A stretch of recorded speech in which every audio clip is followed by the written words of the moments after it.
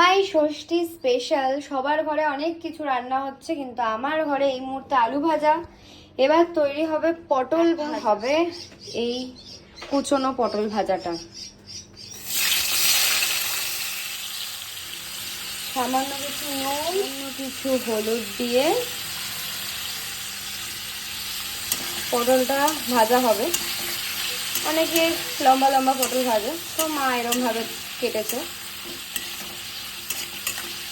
যাই হোক, আলু ভাজা, পটল ভাজা, আর তার সাথে মেনুতে আছে আজকে একটা মাছ। মাছগুলো ধুতে তো হবে,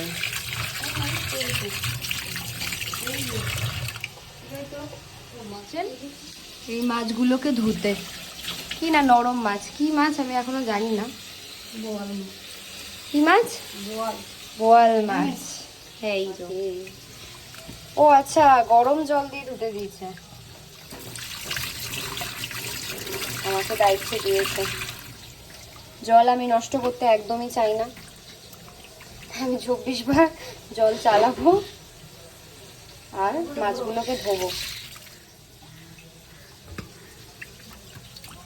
অ্যাকচুয়ালি আগে আমাদের জামাই ষষ্ঠী তো হতো, যবে থেকে আমাদের সাথে বাপি নেই, তো তবে থেকে অ্যাকচুয়ালি জামাই ষষ্ঠীটা আমরা নিজেরাই নিজেদের ঘরে করি।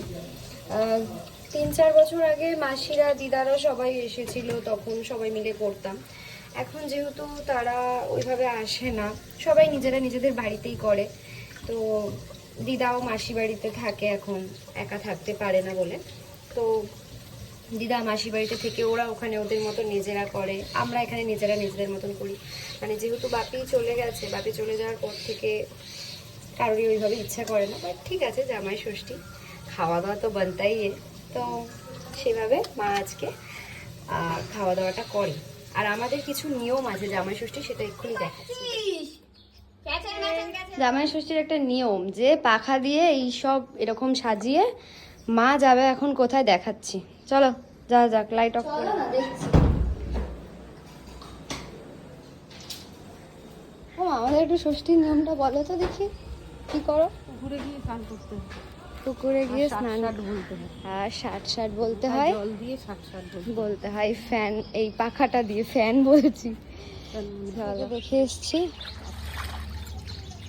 এটা হলো আমাদের প্রসেস, জামাই ষষ্ঠীতে করতে লাগে, তারপরে যেতে লাগে হচ্ছে মামার বাড়ি বা দিদার বাড়ি জামাই ষষ্ঠী করতে। আচ্ছা, মানে ষষ্ঠী এরকম করতে হয়।